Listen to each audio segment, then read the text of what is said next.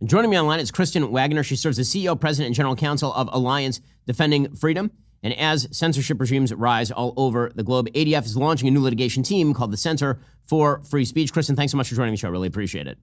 Thanks for having me. So let's talk about why you guys decided to launch the Center for Free Speech and what the mission is. What are your first battles? Well, our first battles are to defeat the censorship industrial complex. Those are three big words, but they pack a powerful punch. And the Daily Wire's very aware of that, I know. For many years, we've had the privilege of partnering with you as you've had different cases come up on campuses and defending rights on campuses to speak freely. But more and more, we're seeing this insidious development of collusive actors and government, private people colluding together to censor speech. And we're determined to use the tools at our disposal to stop it.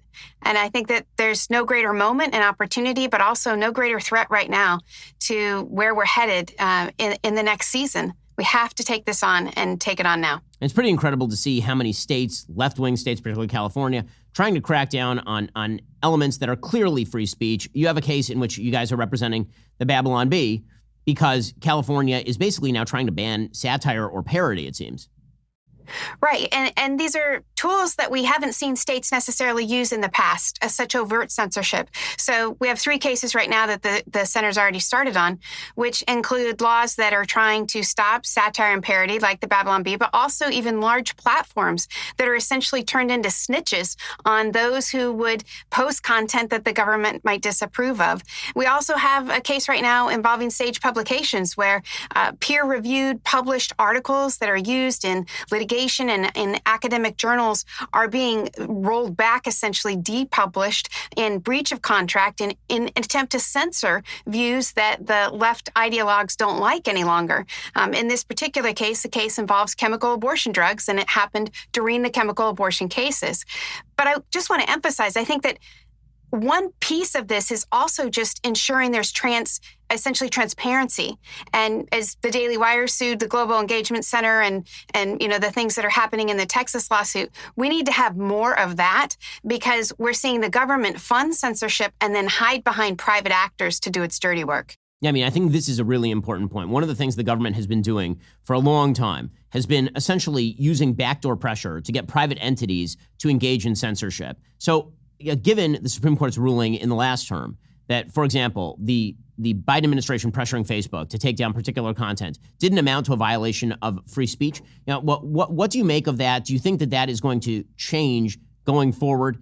What sort of violations do you think would be necessary in order to have that very broad-based judgment at least curbed around the edges?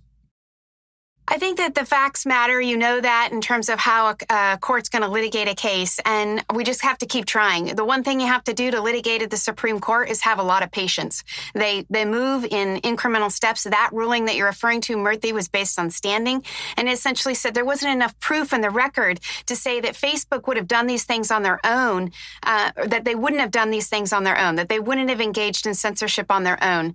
And there were a few other nuances to it, but I think a case that's squarely presented will come back again, and we intend to help bring those cases back to the court because as the dissent in the case highlighted, there is great danger here. The NRA case is another Supreme Court case that was in the same term where that direct coercion or collusion between the government and a private entity was more transparent and visible. And in that case, the court said it was wrong. So we've got to unearth this stuff. We have to ensure that there's transparency through FOIAs and public records requests, and then we have to make them pay.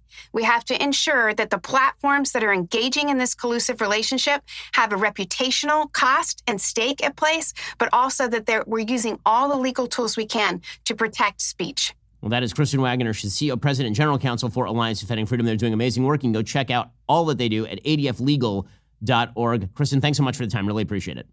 Thank you.